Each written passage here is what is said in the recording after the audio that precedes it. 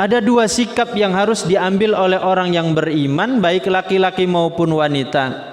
Ketika ada informasi sampai kepadanya berkaitan dengan kehormatan, berkaitan dengan harga diri saudaranya sama kaum muslimin, kaum mukminin.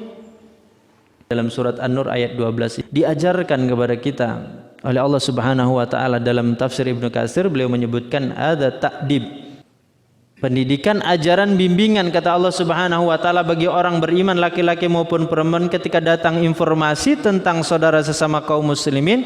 Pertama apa? Ditanamkan, ditancapkan di dalam diri itu apa? Bi anfusihim khaira. Yang ini namanya husnudzon. Pasang dulu husnudzon di dalam diri kita.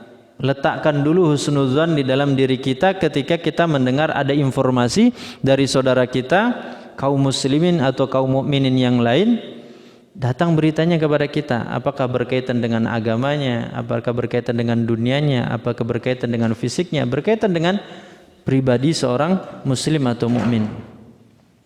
Kemudian yang kedua adalah kita menjawab, mengatakan bahwa hadza ifkum mubin.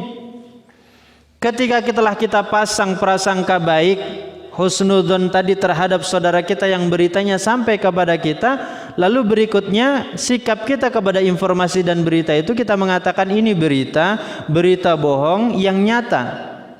Praktek tentang hal ini, karena ini ayat berkaitan dengan hadisul ifki, berita bohong terkait dengan Aisyah radhiyallahu anha melakukan perbuatan zina dengan seorang sahabat, Sofwan bin Mu'attal. Maka ketika berita ini menyebar di tengah-tengah kaum muslimin, istri Abu Ayyub, Khalid bin Zaid Abu Ayyub Al-Ansari radhiyallahu anhu datang kepada istri beliau, datang kepada Abu Ayyub tadi, kemudian bertanya, wahai Abu Ayyub,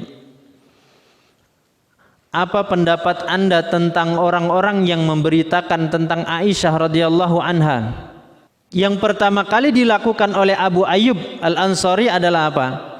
Menanamkan husnudzon, menanamkan prasangka baik dalam dirinya.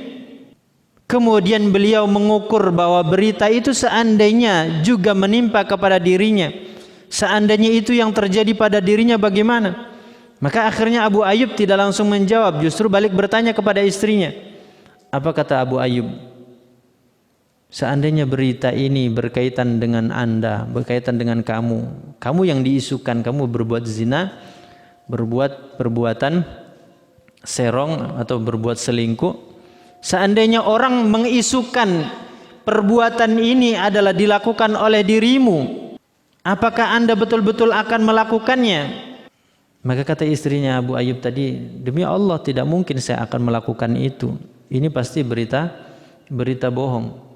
Maka kata Abu Ayyub, kalau itu berita dialamatkan kepada kamu, kemudian kamu juga tidak terima, kamu mengatakan tidak mungkin kamu melakukan perbuatan itu, maka bagaimana mungkin ini akan dialamatkan kepada seorang yang sangat mulia, yaitu Aisyah radhiyallahu anha.